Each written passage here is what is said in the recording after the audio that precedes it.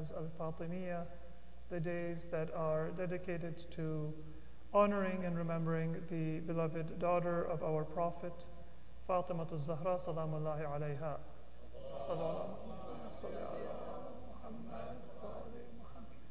And that is a commemoration and a remembrance that is both a source of happiness and a source of grief. And in the grief, there is a remembrance of the ideals of Islam and a means for consoling ourselves over our own personal sources of sadness and our personal setbacks and grief that we might have in our life. By remembering the Prophet, remembering the family of the Prophet, and what they suffered and what they sacrificed for Islam, our own lives and the ups and downs of our life are put into perspective. Now, it's common for us to derive a lesson from the words of our first Imam, Imam Ali alayhi salam, as recorded when he buried his beloved wife, who was the daughter of the Prophet.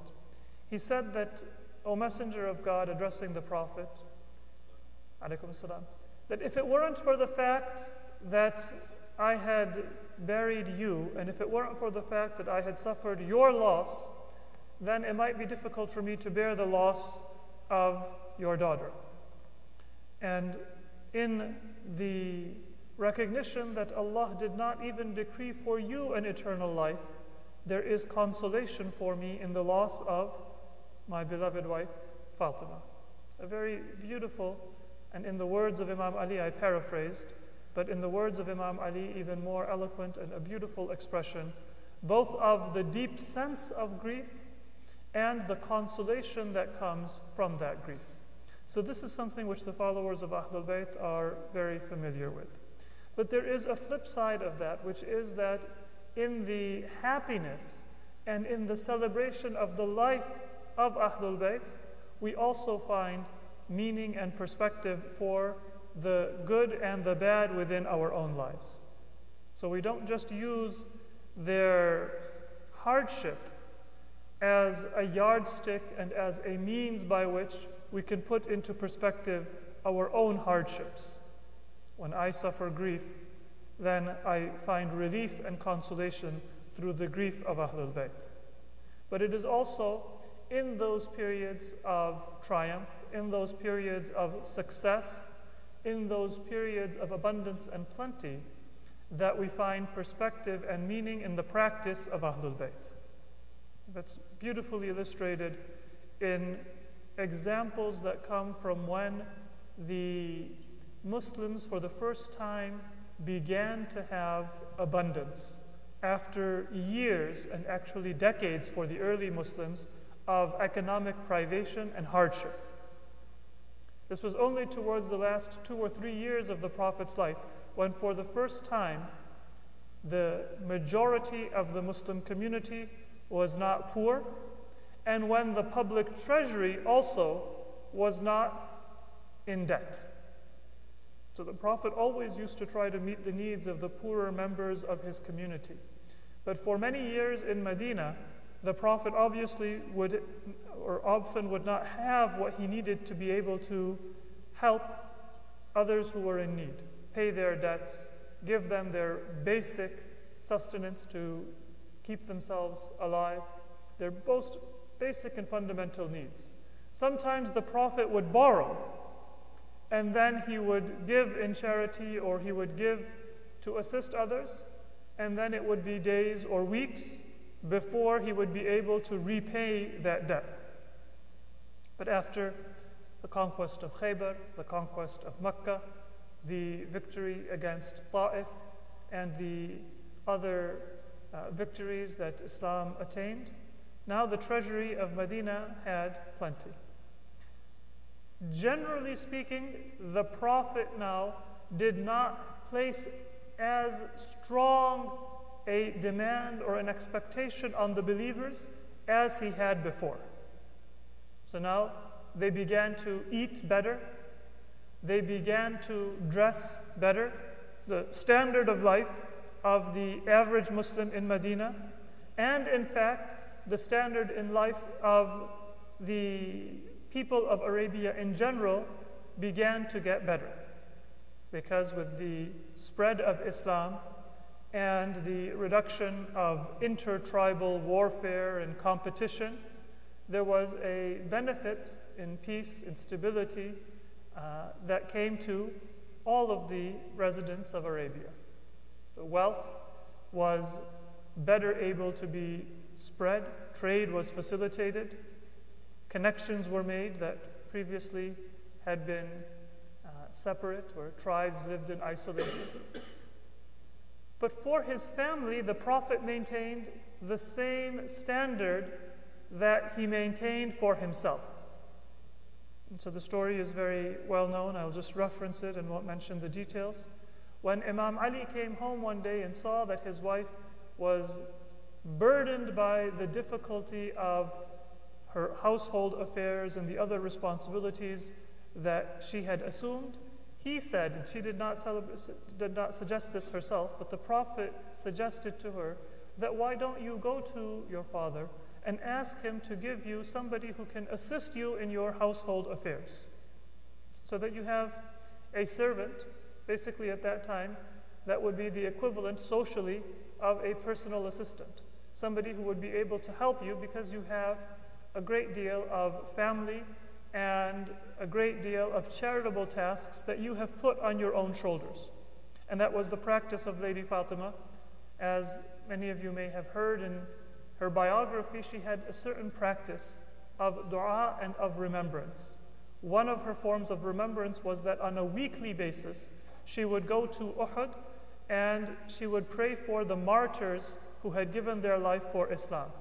And as we know from the life of Ahlul Bayt, their du'as were never empty du'as. So if she would go and pray for the martyrs, left unspoken in some of those du'as is that she would go and visit the family members of those martyrs and take care of their needs and help them wherever they may be suffering difficulty or hardship, materially or in terms of their emotional needs and their spiritual needs. So Lady Fatima, she didn't just have a household of her own children, but she had a great many responsibilities that she had put on her shoulders of dua, of teaching, of assisting others.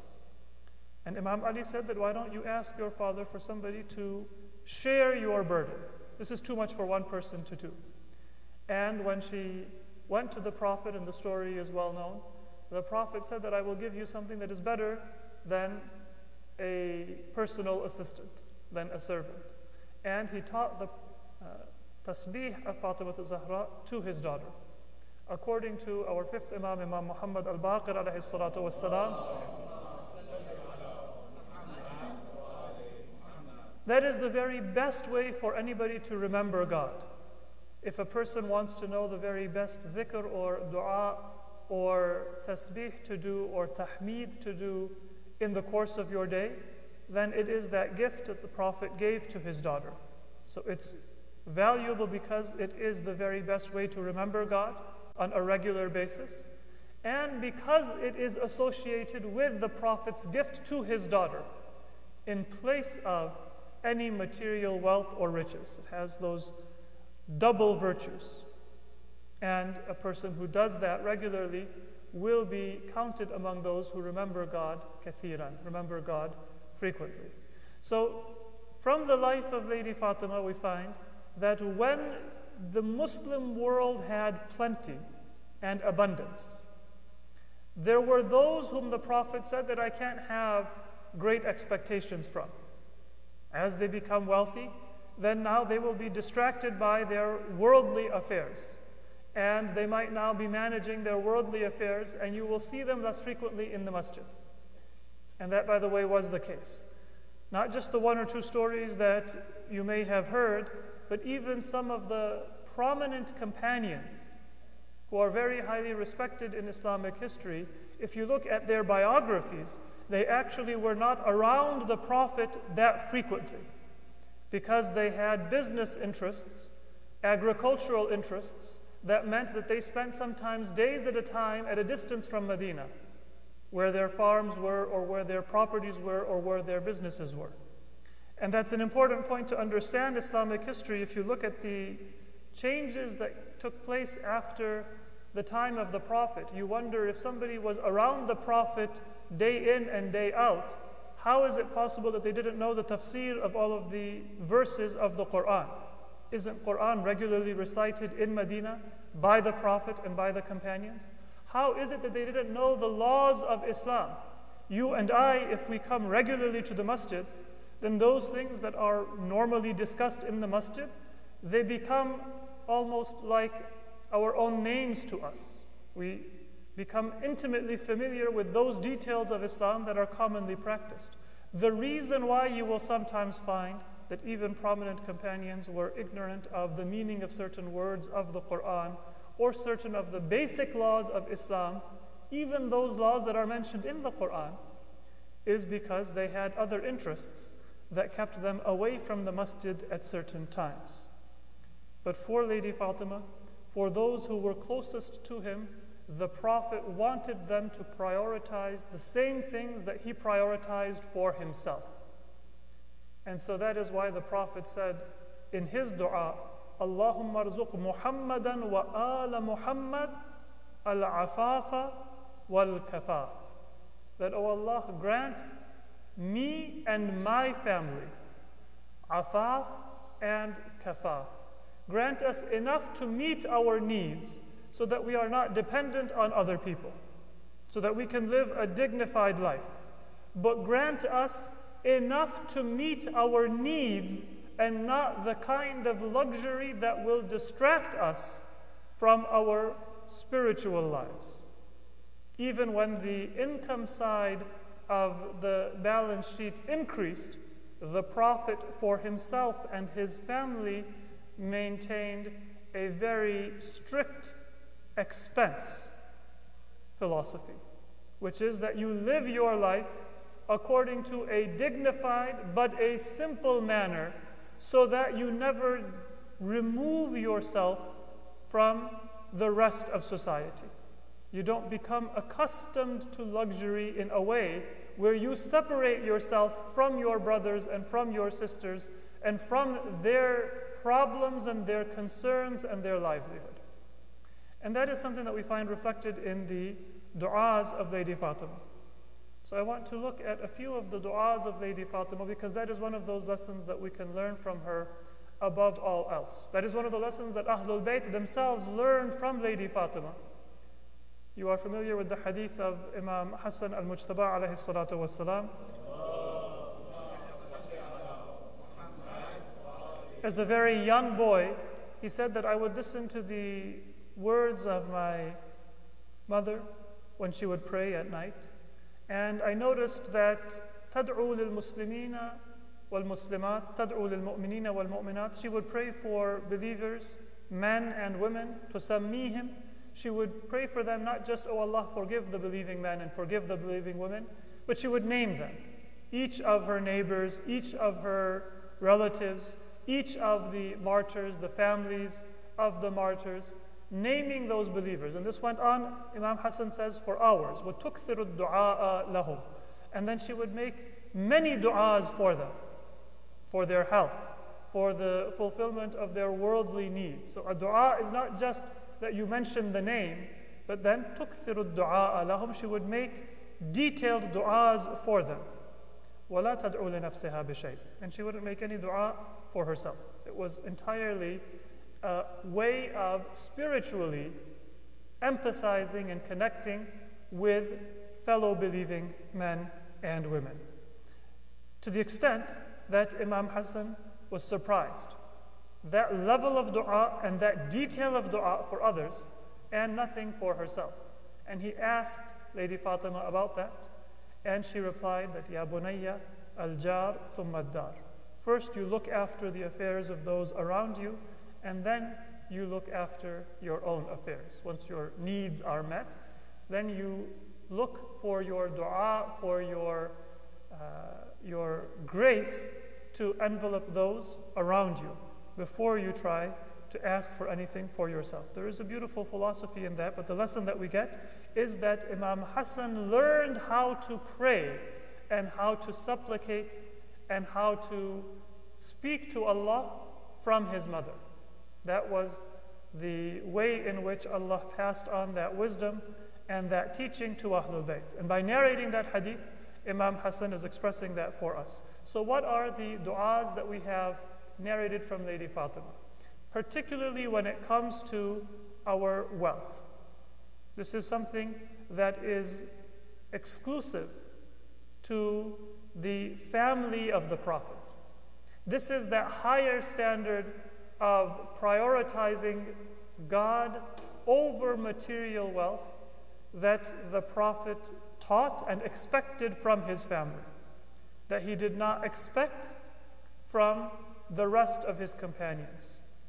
And that doesn't mean that the rest of his companions are not worthy of their own respect, but when it comes to guidance, when it comes especially to seeing the priorities of Islam, it is by no means fair to say that you can go to any one of the companions and get some sort of that idea of what are the priorities of Islam. That can come exclusively from those whom the Prophet held to that highest standard and who showed that they were worthy of it.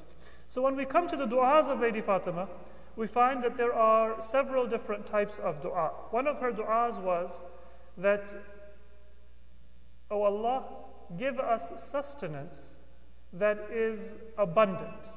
وَارْزُقْنَا مِنْ فَضْلِكَ الْوَاسِعِ رِزْقًا حَلَالًا طَيِّبًا وَلَا تُحْوِجْنَا وَلَا تُفْقِرْنَا إِلَىٰ أَحَدٍ سِوَاكَ." That, "O Allah, give us abundant rizq, min rizqika al-wasi', that which is plentiful, tayyiban." Although we don't want just abundance, it should be, alaykum as-salam, wholesome, and it should be halal. وَلَا تُفْقِرْنَا إِلَىٰ أَحَدٍ سِوَاكَ. And don't make us in poverty or in need of anybody but yourself. So one dua that we have from Lady Fatima is for rizq wasi', a plentiful and abundant sustenance. That is a dua that we can all relate to, and it is the dua that is recommended for believers to ask Allah after their prayers, even during your prayer, or at any time when you are worshiping, when you are praying to Allah, to ask Allah for material wealth and material abundance is recommended. It's not unworthy, it's not contrary to spiritual goals. It is part of the dua of Lady Fatima herself. Of course, we shouldn't value abundance in itself. It should be halal and it should be tayyib. We should make sure that we are concerned about the wholesomeness and the lawful sourcing of our rizq. But that is one dua. Then there is another dua in which Lady Fatima says something that is not explicitly contrary, but it might seem to be somewhat contrary. At least it has some areas where it might contrast with this dua for abundance. She says that, "O Allah, وَزِدْنَا لَكَ شُكْرًا وَإِلَيْكَ فَقْرًا وَفَاقَةً." O Allah, increase us in our gratitude to you, and then إِلَيْكَ فَقْرًا وَفَاقَةً, in our sense of poverty and need to you. Now, to be in need of God is independent of how much wealth or abundant sustenance you have on a superficial level. A healthy person is no more free of need of God's cure than somebody who is ill. A wealthy person is no more free of need of God's sustenance than somebody who is poor. But certainly on a human level, for us to appreciate that God is Ash-Shafi Al-Kafi, we need to sometimes experience ill health and then see how it is that Allah brings us from one state to another. On an existential level, if you're in perfect health and I am sick, then both of us are equally in need of God's help and God's assistance. But it is easier for me to appreciate through the ups and downs and the vicissitudes of my life that I am in need of God than it is for somebody who has never experienced that and never felt that to appreciate their need of God. Somebody who has been in deep need, and then through His grace, Allah has taken them out of that need, has solved their problem, has an intimate and a very beautiful example of God's intervention in their life, that another person who has not had that difficulty, has not had that repeated prayer, and not then had that solution, does not have. Although existentially, this person is not more in need of or more a beneficiary of God's assistance than the other, because it is Allah who is the source of all that we have. Allah is the source of our initial and our continued blessings. But to experience that, you need to have the ups and the downs. And so on that level, this dua, where it says that, "Oh Allah, give us the sense of faqr and faqah to you," it is also saying that whatever experiences are needed for us to be able to appreciate, that it is not our savings that are going to come to us and assist us in old age, but it is your grace. Because there are many people who saved much more than we did and were much more prudent than we are, but they were not able to enjoy comfort or abundance in their old age. And there may have been many people who did not have those resources that we have, but they were able to benefit from a comfortable life in their old age. So this dua is not contradicting the previous dua for abundance, but it is saying that, "Oh Allah, what is primarily important to me is to feel that I am in need of you and I have a faqr and a faqah to you." And just knowing human psychology and knowing the frailty of our intellect, sometimes it's not enough for me to do a thought experiment and say that if Allah's grace is not there, then I will not be able to enjoy any blessing. The thought experiment is not enough. I have to actually feel it. I have to go through it, and then I will be able to appreciate it. So on that level, there is a tension in these two du'as. The du'a for plentiful rizq is a baseline du'a, and it is part of the du'as of Ahlul Bayt. But then it is leavened, it is moderated with certain other du'as. And it is these du'as that prepare us to keep our faith and strengthen our faith in times of hardship and difficulty. If I only have that first type of dua, that, "Oh Allah, give me plenty, give me abundance," then my relationship with Allah will be a transactional relationship. And then when Allah puts me in hardship, when Allah puts me in ill health, I might say that, "Oh Allah, this was not the bargain. I'm going to pray 5 times a day and you are going to give me what I need. If I can't pay my debts, then you have not fulfilled your end of the bargain and I will not continue to fulfill my end of the bargain." Or we might do so, but we might do so with a chip on our shoulder or with less motivation than before. So that general dua is important, but it needs that leavening. It needs that additional insight that we want Allah to give us through our actions, through our experiences, an increased sense of need. And we ask Allah to do that through afiyah and through ease. But sometimes it is through hardship. And that balance is expressed in another dua of Lady Fatima. This is one of her duas in the days of the week.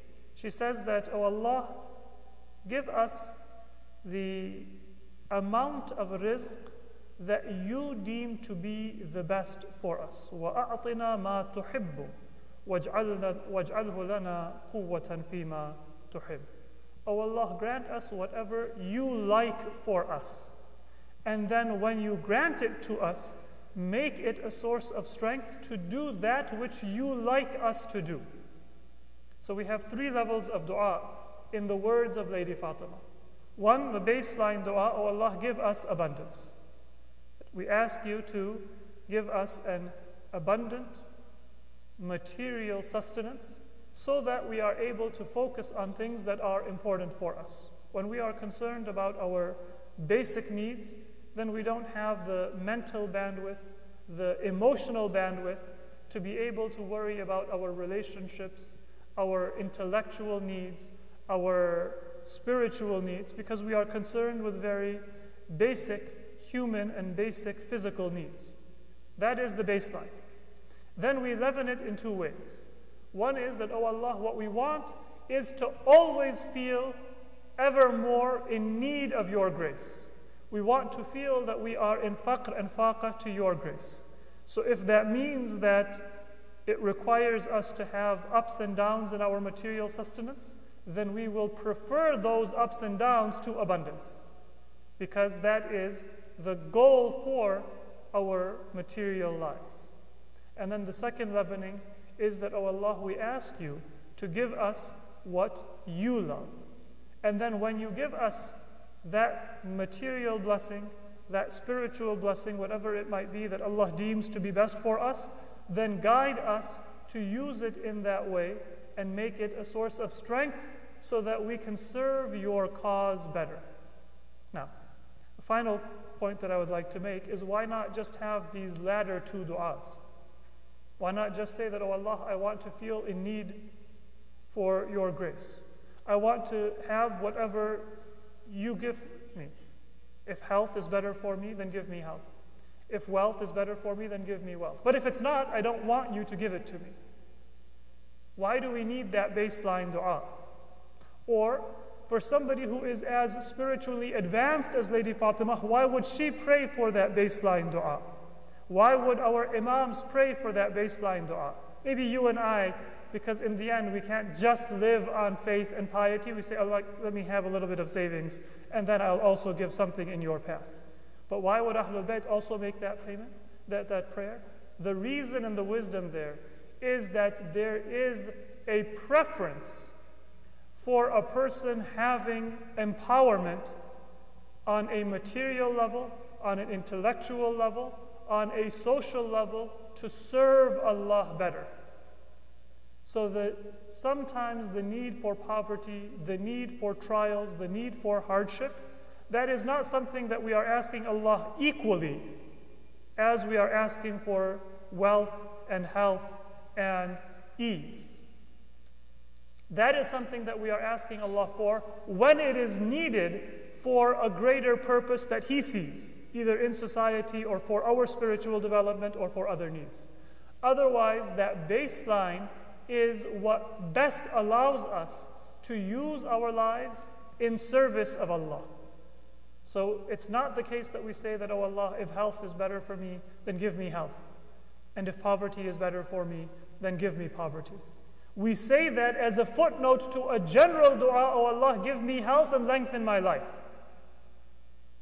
That has to be the baseline, because we want to have the empowerment to best serve Allah. And that conditional prayer, if it's better, then give it to me. If it's not better, then don't give it to me, only makes sense if it is a footnote to that baseline dua. Otherwise, we will not be able to appreciate the basic blessings that Allah gives us. We pray to Allah subhanahu wa ta'ala to give us the benefit of that example and those du'as of Lady Fatima, and to count us among her lovers and her followers on the Day of Judgment. Bismillahir Rahmanir Rahim. Al-Asr, innal insana lafi khusr illa alladhina amanu wa amilu salihati wa tawasaw bil haqqi wa tawasaw bis sabr.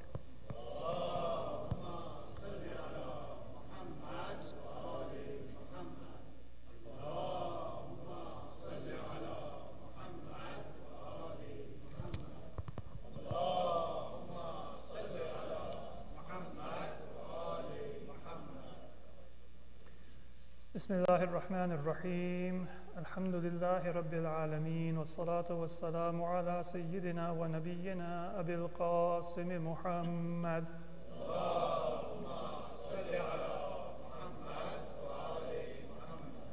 Wa ala Ali Amir al-Mu'mineen wa Fatimah al-Zahra Sayyidati Nisa al-Alameen wal Hasan wal Husayn Sayyiday Shabab Ahli al-Jannah.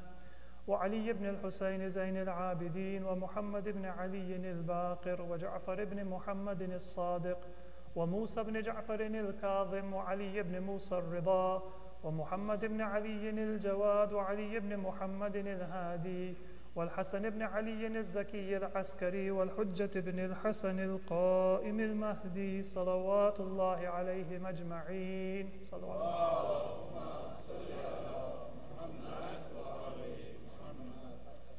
Dear brothers and sisters, astaghfirullah li wa lakum. I seek forgiveness for myself and for all of us present and for all believers throughout the world. In the second khutbah, I will just read and translate one part of the dua of Lady Fatima salamullahi alayha, which reminds us of the importance of humility. She was the greatest of the women of the world, and not just the greatest of the women of the world, but somebody whom the Prophet said Jannah is eagerly awaiting, somebody whom the Prophet said in a hadith reported not just in Shi'i sources but also in Al-Mustadrak of Al-Hakim. He reports that Allah says, Inna Allaha yaghdabu li ghadabiha wa yarda li ridaha, that Allah's happiness depends on the happiness of Fatima, and His anger depends on the anger of Fatima. It is conditional upon who she is happy with and who she is not happy with. That spiritual level of accomplishment on all of the excellent qualities of humanity, and her dua is, Allahumma dhallil nafsi fi nafsi. Oh Allah, make me think less of myself in my own self than I have in the past. Make me ever more humble. Allahumma dhallil nafsi fi nafsi wa azim sha'naka fi nafsi. And make me think more of you in my own soul. And those two are related. When we sometimes think that we are accomplished, we have done something, then that generally is because we have forgotten God. The problem is not just that we are arrogant, the problem is that we have forgotten Allah and we have forgotten infinity and what we are trying to attain and the level of greatness that Allah has called us to try to attain. ذَلِّلْنِي فِي نَفْسِي وَعَظِّمْ شَأْنَكَ فِي نَفْسِي وَأَلْهِمْنِي طَاعَتَكَ. Inspire me to obey you, وَالْعَمَلَ بِرِضَاكَ, and to do that which is pleasing to you. So this was the dua of Lady Fatima, asking Allah for ever greater humility and ever greater ma'rifah and recognition of the greatness of Allah. That is the source of our continued motivation to improve ourselves at all levels of our humanity and to seek to come closer to Allah, closer to the Prophet, and closer to Lady Fatima.